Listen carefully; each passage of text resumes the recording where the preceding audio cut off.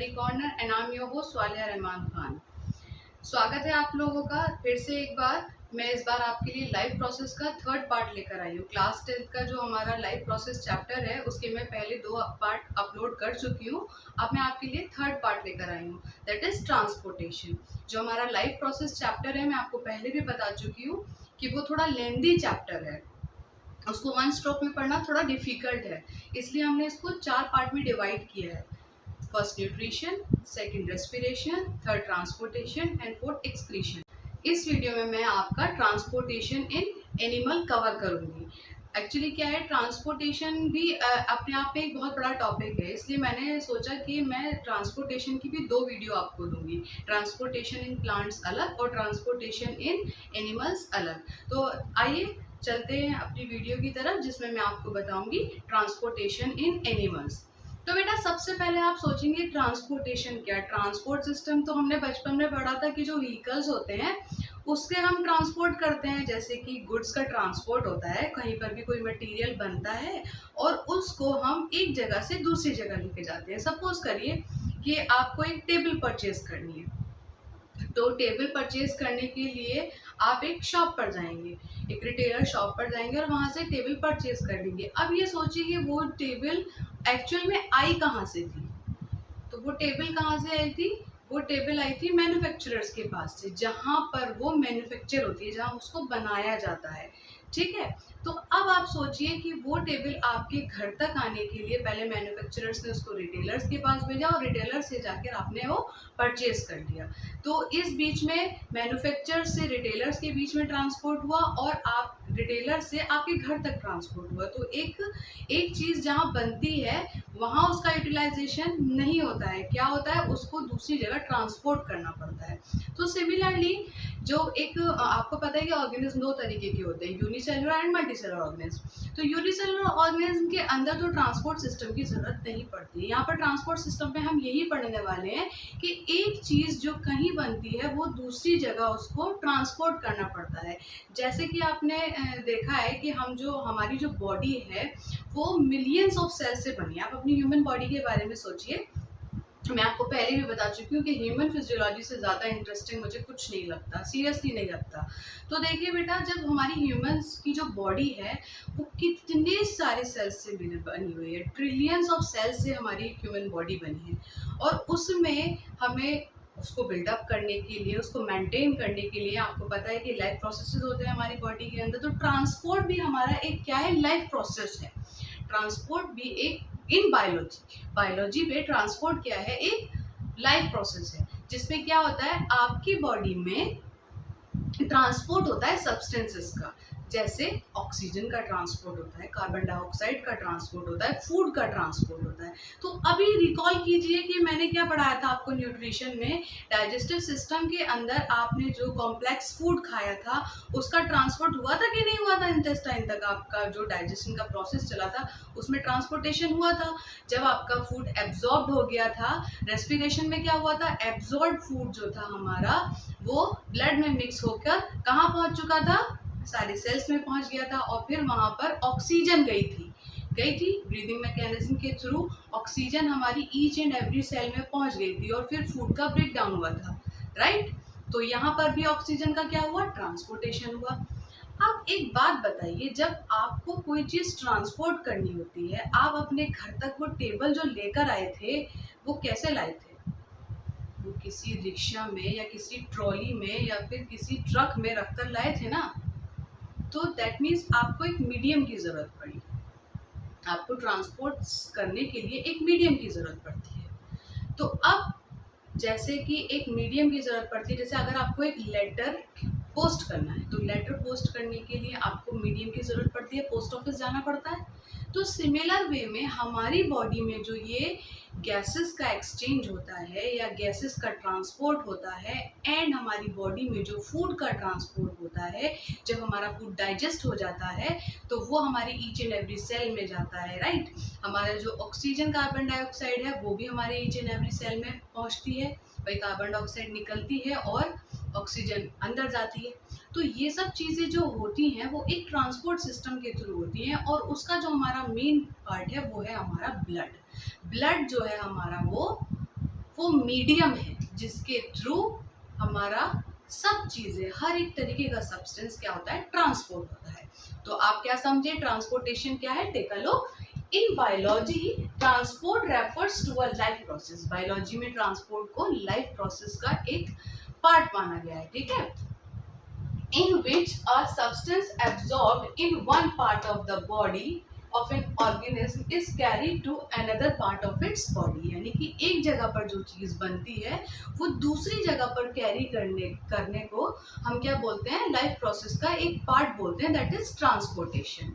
Okay, और अभी मैंने आपको बताया कि ट्रांसपोर्टेशन का जो मीडियम है वो क्या है, हमारा ब्लड है। तो सबसे पहले हम अपने ब्लड के बारे में पढ़ेंगे कि एक्चुअल में ब्लड है क्या। ओके, ब्लड क्या है? ब्लड हमारा एक मीडियम है। और ब्लड एक्चुअल में क्या है? ब्लड एक कनेक्टिव टिश्यू है। 9th क्लास में टिश्यूज पढ़े थे ना, epithelial tissue, muscular tissue, connective tissue and nervous tissue. 4 तरह के टिश्यूज आपने पढ़े थे क्लास 9th में, आपको नई से अच्छे से पढ़ पाए थे। तो अभी जाकर देखिएगा कि टिश्यूज और टिश्यू के टाइप्स क्या क्या थे। सेल से मिलकर टिश्यूज बनते हैं और जो हमारे टिश्यू होते हैं उनसे मिलकर ऑर्गन्स बनते हैं। तो जो हमारा कनेक्टिव टिश्यू है उसके वो जो है वो फ्लूइडिक होते हैं, मतलब वो फ्लूइड के फॉर्म में होते हैं। और जो कनेक्टिव टिश्यू है उसके 2 टाइप आपकी बॉडी के अंदर होते हैं, एक ब्लड और दूसरा होता है लिम्फ। तो पहले हम बात करेंगे ब्लड के बारे में कि एक्चुअल में ब्लड क्या है। तो बेटा ब्लड एक कनेक्टिव टिश्यू है which is red in colour. आप बहुत अच्छे से फैमिलियर उस बात पे कि ब्लड जो है हमारा, जब भी आपके कट या कुछ भी मार्क कुछ चोट लग जाती है, इंजरी हो जाती है, तो आप अपना ब्लड आपने बहुत बार देखा होगा, तो वो किस कलर का होता है? रेड कलर का होता है। और ये रेड कलर ब्लड का किस वजह से होता है? It is because of haemoglobin. Haemoglobin नाम का एक पिगमेंट हमारी ब्लड के अंदर होता है जिसकी वजह से ब्लड हमारा रेड कलर का होता है, राइट। और ब्लड के 4 मेन कंपोनेंट हैं, मतलब ब्लड जो है वो 4 चीज़ों से मिलकर बना है, plasma, RBC, WBC and blood platelets. Plasma जो उसका फ्लूइड पार्ट है उसको हम प्लाज्मा बोलते हैं। आरबीसी क्या है? हमारी रेड ब्लड सेल्स। डब्ल्यूबीसी क्या है? White blood cells. आरबीसी को एरिथ्रोसाइट्स भी बोलते हैं, ओके। और डब्ल्यूबीसी क्या है? हमारी white blood cells. And fourth one is blood platelets. तो ये जो ब्लड के कंपोनेंट्स हैं इसको हम डिटेल में पढ़ते हैं बिकॉज इनसे रिलेटेड क्वेश्चन भी आपके बोर्ड के एग्जाम में पूछ लिया जाता है। Now take a look towards these components of bloods, that is plasma, RBC, WBC and platelets. तो बेटा जो हमारे ब्लड में प्लाज्मा है वो क्या है? वो जो है वो मेन जो फ्लूइड है ना हमारे हमारे ब्लड के अंदर जो फ्लूइड पार्ट है दैट इज प्लाज्मा। प्लाज्मा के अंदर 90% वाटर होता है, ओके। जितना भी फ्लूइड पार्ट है वो हम उसको क्या बोलते हैं? प्लाज्मा बोलते हैं। और इसी प्लाज्मा के अंदर एम्बेडेड होते हैं, इमर्ज्ड होती है हमारी RBC, WBC and platelets. Plasma का ही मेन काम है ट्रांसपोर्ट करना सब्सटेंस को वन पार्ट से अनदर पार्ट में। ये क्या क्या ट्रांसपोर्ट करता है? जैसे वेस्ट प्रोडक्ट हो गया, फूड हो गया, ऑक्सीजन होगी, कार्बन डाइऑक्साइड होगी, इन सब का ट्रांसपोर्ट चल रहा है ना हमारी बॉडी के अंदर। तो वो सब ट्रांसपोर्ट कौन करता है? प्लाज्मा ट्रांसपोर्ट करता है। नाउ तो फिर आरबीसी, डब्ल्यूबीसी, प्लेटलेट्स ये सब क्यों है भाई? जब ट्रांसपोर्ट का मेन काम प्लाज्मा कर रहा है तो इनकी क्या नीड है? सी, सबकी नीड है। Everything is special. हमारी बॉडी के अंदर हर चीज बहुत स्पेसिफिक बनाई गई है। आरबीसी, आरबीसी के क्या है? आरबीसी रेड ब्लड सेल्स हैं जो रेड इन कलर होती हैं। और इनका रेड कलर किसकी वजह से होता है? हीमोग्लोबिन की वजह से होता है। हीमोग्लोबिन जो है वो अपने आप में बहुत खास चीज़ है। कैसे? कि उसके अंदर ऑक्सीजन के टूवर्ड्स बहुत ग्रेट एफिनिटी है। मतलब हीमोग्लोबिन ऑक्सीजन को देखते ही फौरन उसको अपनी तरफ अट्रैक्ट कर लेता है, खींच लेता है। तो जब हमारी बॉडी में ऑक्सीजन एंटर होती है थ्रू आवर नोज, आपने रेस्पिरेशन में पढ़ा था कि हमारे नोज से ऑक्सीजन एंटर होती है और लंग्स तक जाती है, और फिर वहाँ से लंग्स से हमारी बॉडी में, हमारी पूरी ओवरऑल बॉडी में जो ऑक्सीजन है वो थ्रू ब्लड कैपिलरीज क्या होती है? ट्रांसपोर्ट होती है। तो उसको ट्रांसपोर्ट करने का जो मीडियम है वो ये हमारा हीमोग्लोबिन है। क्योंकि डिफ्यूजन जो है, क्योंकि आप जानते हैं कि डिफ्यूजन के प्रोसेस से क्या होता है? फ्लो होता है। मतलब कि डिफ्यूजन के प्रोसेस से जो हमारा डिफ्यूजन है कि हाई कंसंट्रेशन से लो कंसंट्रेशन की तरफ किसी भी चीज़ का मूवमेंट होता है, तो सिमिलरली ऑक्सीजन का मूवमेंट भी डिफ्यूजन से होता है। बट जो ह्यूमन बींग्स है ये कॉम्प्लेक्स बॉडी है, तो इसमें सिर्फ डिफ्यूजन वर्क नहीं करता है, हीमोग्लोबिन भी वर्क करता है। हीमोग्लोबिन ऑक्सीजन को कैरी आउट करता है, ले जाता है। मैंने आपको बताया था ना कि हीमोग्लोबिन ऑक्सीजन को लेकर जाता है, रेस्पिरेशन में आप जाकर देखिएगा, और कार्बन डाइऑक्साइड वाटर में मिक्स होकर आती है, राइट।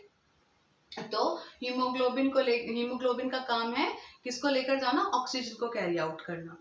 डब्ल्यूबीसी क्या है, डब्ल्यूबीसी वाइट ब्लड सेल है हमारी बॉडी की। वाइट ब्लड सेल्स का मेन काम जो है वो हमें इम्यूनिटी प्रोवाइड करते हैं।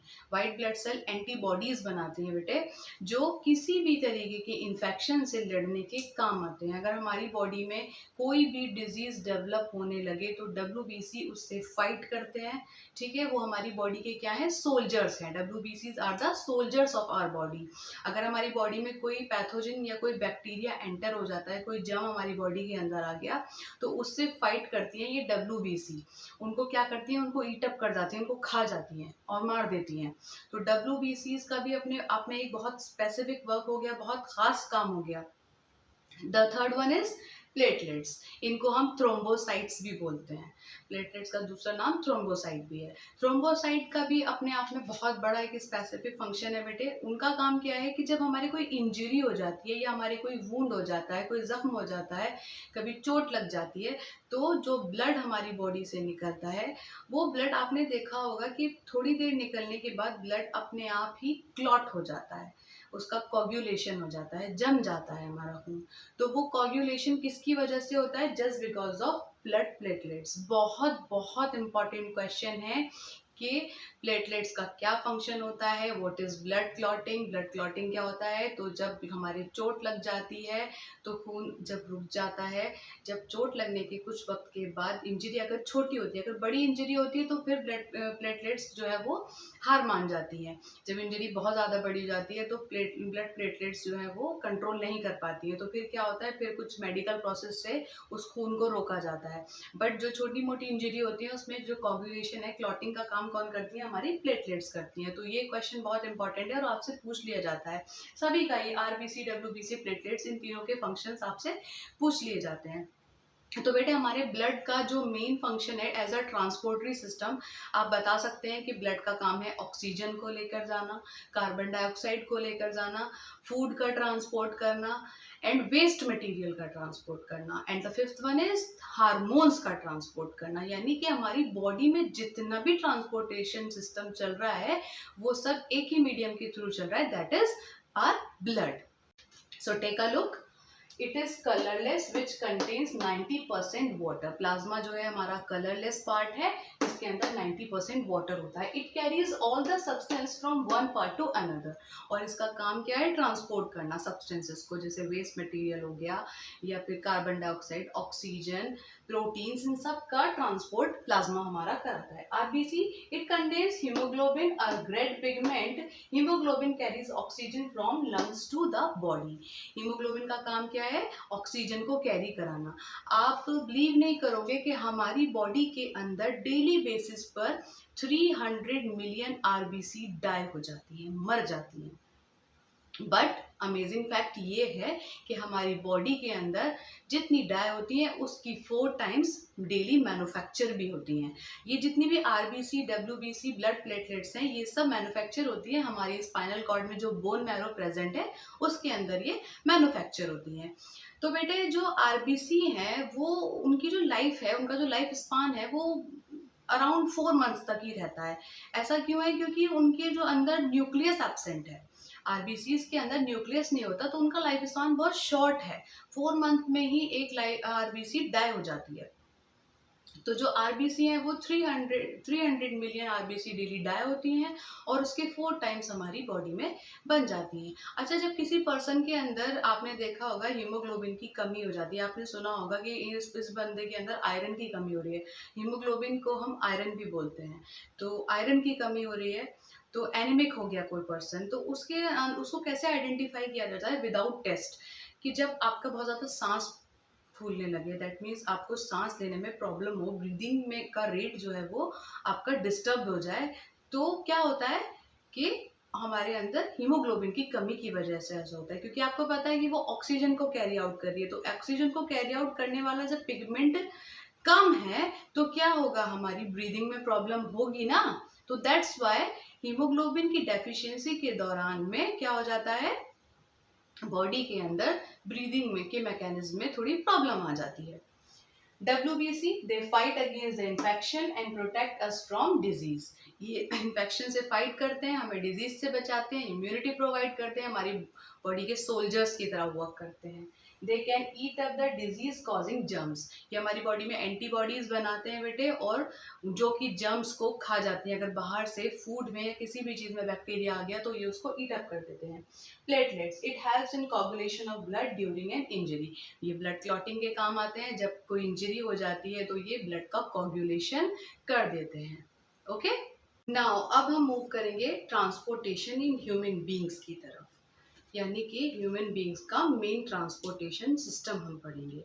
तो जो ह्यूमन बींग्स का मेन ट्रांसपोर्टेशन सिस्टम है उसको हम बोलते हैं बेटे सर्कुलेटरी सिस्टम या फिर ब्लड सर्कुलेटरी सिस्टम। तो ये जो ब्लड का सर्कुलेशन है उसका जो पूरा सिस्टम है वो उसमें क्या क्या होता है, कौन कौन से पार्ट्स होते हैं। तो अभी अभी एक पार्ट तो मैंने आपको पढ़ा दिया, दैट इज ब्लड। सबसे मेन पार्ट क्या है उसका, ब्लड है। देन सेकेंड है हमारा हार्ट, हमारा दिल, जिसका काम है पंपिंग करना। अभी फंक्शनिंग हम उसकी हार्ट की पढ़ेंगे तब आपको पता चलेगा कि ब्लड का मेन वर्क क्या है।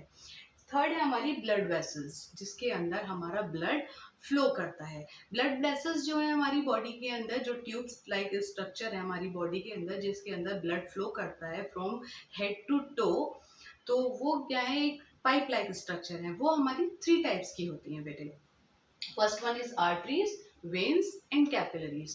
तो पहले सबसे पहले हम ह्यूमन हार्ट को पढ़ेंगे, देन फर्दर अपनी ब्लड वेसल्स को पढ़ेंगे। सो ब्लड के बाद अब हमारा अनदर कंपोनेंट है हमारे सर्कुलेटरी सिस्टम का, वो है हमारा ह्यूमन हार्ट। ह्यूमन हार्ट थोड़ा कॉम्प्लिकेटेड स्ट्रक्चर है इसका। जो ह्यूमन हार्ट होता है हमारा वो एक, जितना हमारे हैंड की फिस्ट होती है उसके बराबर का होता है बेटे, और ये टोटली मस्क्यूलर होता है।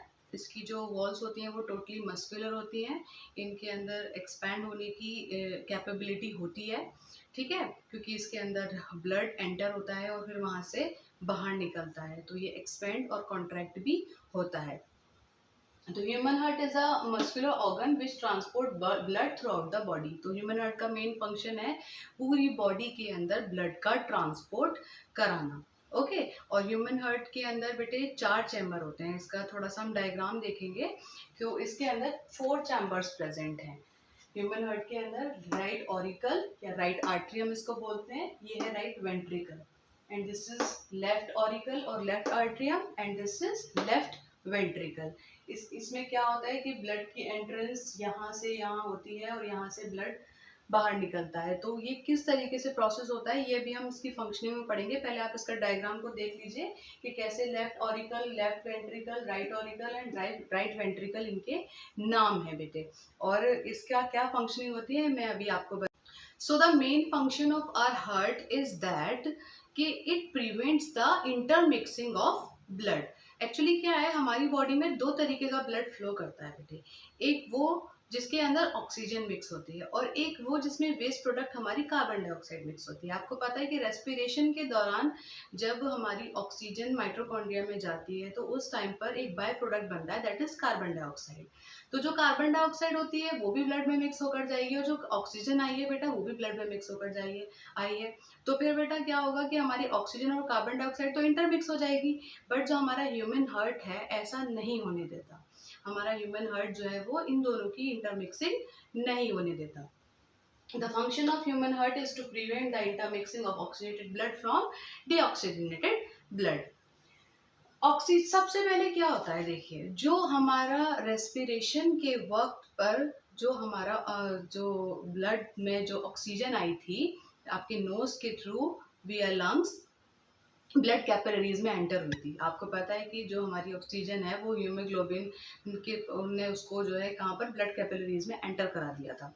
अब वो ब्लड कैपिलरीज में एंटर होने के बाद कहाँ गई, वो गई सबसे पहले हमारे हार्ट के पास। आपको मैंने बताया था कि वो जो ऑक्सीजन है वो हमारी बॉडी के हर एक सेल में जाती है, हर एक सेल में तो जाती है, लेकिन सबसे पहले उसे पंपिंग होने के लिए कहाँ भेजा जाता है, इनटू आवर हार्ट, हमारे हार्ट में। और हार्ट के भी वो कौन से पार्ट में आती है बेटे, लेफ्ट ऑरिकल में, यानी लेफ्ट आर्ट्रियम में। तो सबसे पहले ऑक्सीजनेटेड ब्लड जो है वो लेफ्ट आर्ट्रियम में एंटर होती है। कहाँ से आ रही है, ये हमारे लंग्स से आ रही है। देन लेफ्ट आर्ट्रियम के बाद यहाँ पर क्या होता है, लेफ्ट आर्ट्रियम हमारा एक्सपेंड हो जाता है। लेफ्ट आर्ट्रियम एक्सपेंड होता है क्योंकि उसके अंदर एकदम से ऑक्सीजन आई है, ऑक्सीजन रिच ब्लड आया है, तो वो एक्सपेंड हो जाएगा और फिर देन वो ट्रांसफर होगा हमारे लेफ्ट वेंट्रिकल में।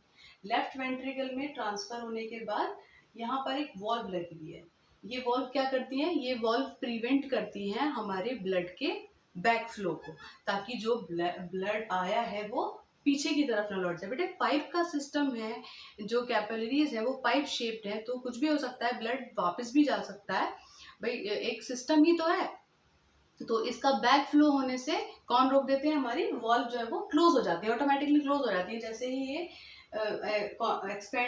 जैसे ही ये कॉन्ट्रैक्ट होता है हमारा लेफ्ट आर्ट्रियम, तो ये वॉल्व ऑटोमेटिकली क्लोज हो जाती है।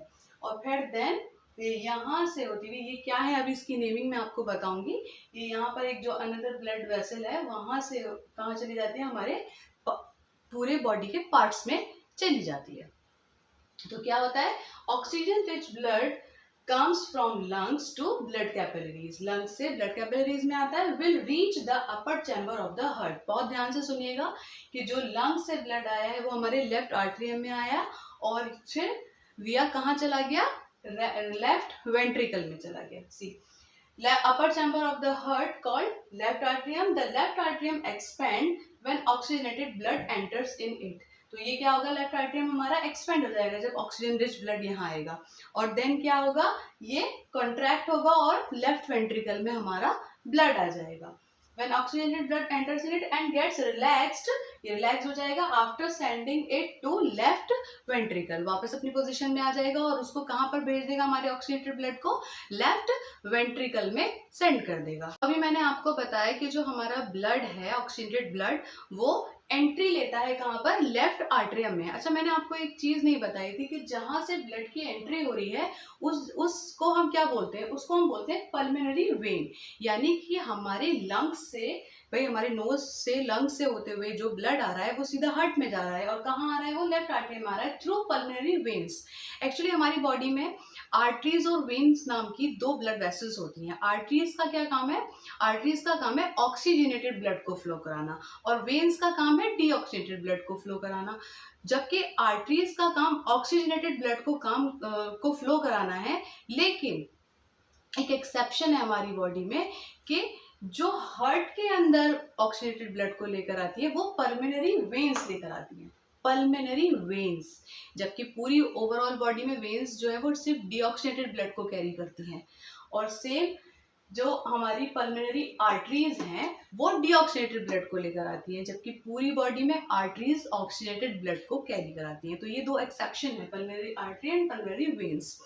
अब क्या होता है, जो हमारी पल्मोनरी वेन्स है ऑक्सीजनेटेड ब्लड को लेकर आई और ये यहाँ से कहाँ ले जाती हैं ऑक्सीजन को, हमारी पूरी ओवरऑल बॉडी में ले जाती हैं। अब किसके थ्रू ले जाती हैं, ऑर्टा के थ्रू। ऑर्टा हमारी मेन आर्टरी है, सबसे बड़ी आर्टरी का नाम है ऑर्टा, और ये ऑर्टा हमारी कनेक्टेड रहती है हमारी और आर्टरीज के साथ, ठीक है ना। तो इस तरीके से ऑक्सीजनेटेड ब्लड कैरी आउट हो गया। सिमिलर वे में डीऑक्सीजनेटेड ब्लड हमारा आता है राइट आर्ट्रियम के अंदर, राइट आर्ट्रियम के थ्रू। फिर जब राइट आर्ट्रियम में आता है तो राइट आर्ट्रियम हमारा एक्सपेंड हो जाता है, राइट आर्ट्रियम एक्सपेंड होगा, उसके बाद वो देन कॉन्ट्रैक्ट होता है और ब्लड को फ्लो करा देता है। कौन से ब्लड को, डीऑक्सीजनेटेड ब्लड को, राइट वेंट्रिकल में। राइट वेंट्रिकल में जब ये ट्रांसफर होता है तो वही सेम फंक्शन, यहाँ पर भी एक वॉल्व लगा है बेटा, जो वॉल्व क्या काम करता है, उसको क्लोज कर देता है जब ब्लड यहाँ से यहाँ आ जाता है। वॉल्व क्लोज कर देता है इसको, राइट ऑरिकल को, बिकॉज ताकि बैक फ्लो ना हो जाए हमारे ब्लड का। अब ये ब्लड हमारा यहाँ से क्रॉस आउट हो जाता है। कहाँ जाता है यहाँ से ब्लड, यहाँ से ब्लड जाता है टू लंग्स, और इस बड़ी वेन का नाम, क्योंकि आपको पता है ना वेन्स में जाएगा डीऑक्सीजनेटेड ब्लड, इस बड़ी वेन का नाम है वेना कावा। वहां स्पेस नहीं है, मैं यहाँ लिख रही हूँ, दैट इज वेना कावा। तो जो सबसे बड़ी आर्टरी हमारी वो ह्यूमन बॉडी में, ह्यूमन हार्ट में, वो है ऑर्टा।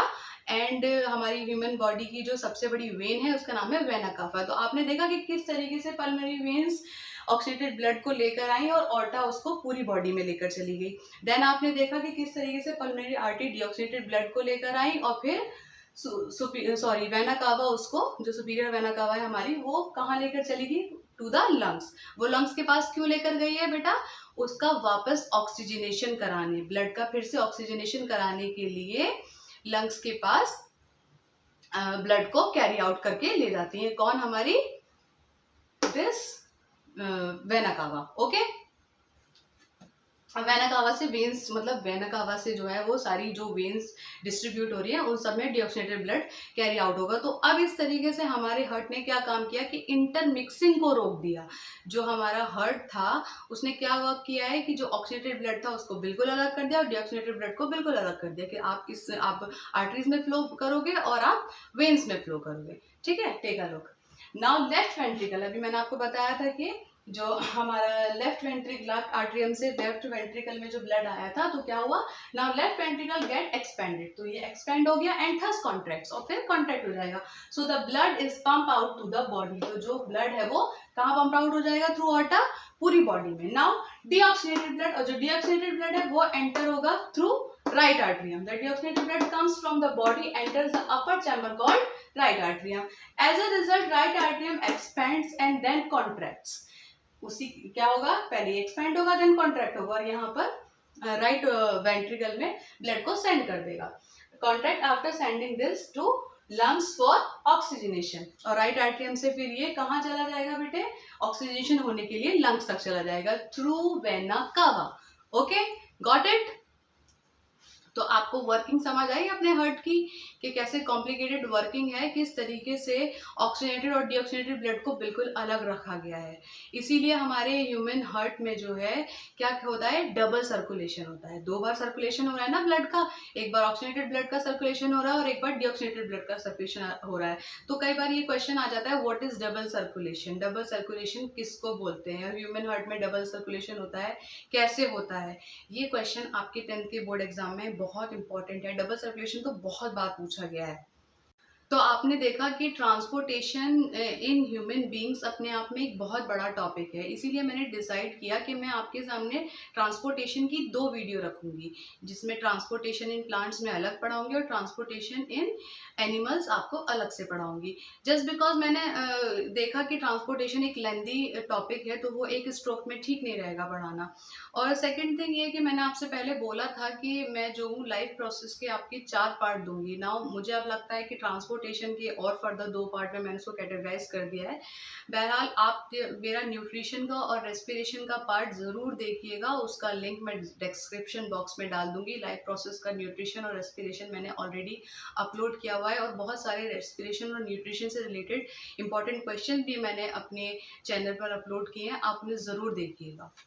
तो अभी आपने पूरी की पूरी वर्किंग और फंक्शन अपने ह्यूमन हार्ट का देखा, कैसे उसकी डिज़ाइनिंग है, कैसी वर्किंग है। अब कुछ इंपॉर्टेंट चीज़ें हैं जो आप नोट कर लीजिए, जो आपके 1 मार्क के क्वेश्चन में पूछ ली जाती हैं। That what are arteries, what are veins, what is pulmonary artery, what is pulmonary vein, what is vena cava, vena cava क्या है, ऑर्टा क्या है। तो ये सब मैं अभी आपको बता चुकी हूँ कि आर्टरीज क्या हैं, जो हमारी ऑक्सीडेटेड ब्लड को कैरी करती हैं। उन ब्लड कैपिलरीज को हम, उन ब्लड वेसल्स को हम क्या बोलते हैं? आर्टरीज बोलते हैं। वेन्स क्या हैं? जो हमारी डीऑक्सीडेटेड ब्लड को कैरी करती हैं। पल्मोनरी आर्टरी एक्सेप्शनल केस हैं जो ऑक्सीडेटेड ब्लड को कैरी आउट करती हैं, कहाँ तक लेकर आती हैं? हार्ट में एंट्रेंस कराती हैं उसकी। और पल्मोनरी वेन्स क्या है हमारी? वो भी ऑक्सीडेटेड ब्लड को लेकर आती हैं, वो भी हार्ट में एंट्रेंस कराती हैं। और वेना कावा और ऑर्टा जो है हमारी लार्जेस्ट वेन और लार्जेस्ट आर्टरी है।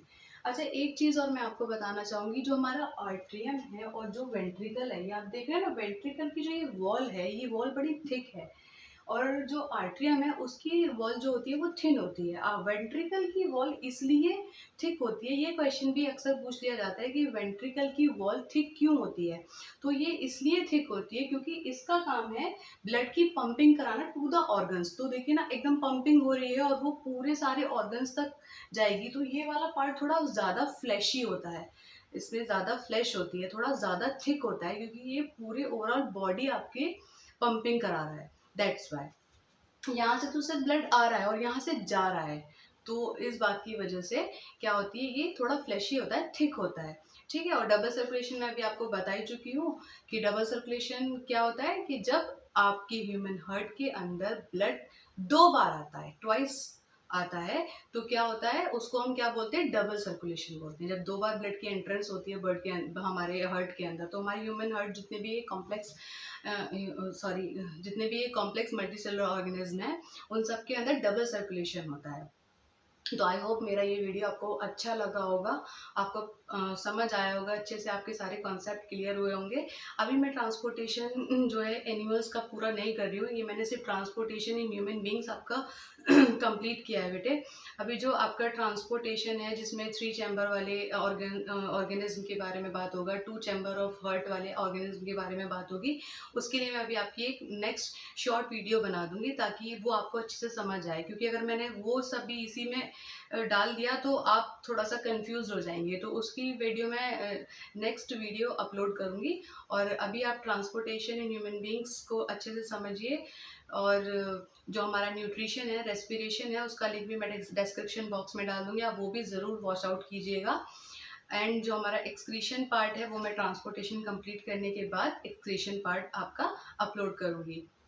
और जो छोटे छोटे क्वेश्चन इंपॉर्टेंट होते हैं वो भी मैं टाइमली आपके लिए अपलोड करती रहूँगी। और इस सब के लिए बस आप मेरे लिए इतना कीजिएगा कि मेरे चैनल को ज़रूर सब्सक्राइब कीजिएगा और मेरी वीडियो को लाइक करिएगा और मुझे सपोर्ट कीजिएगा, मेरी वीडियो शेयर कीजिएगा। Thank you so much.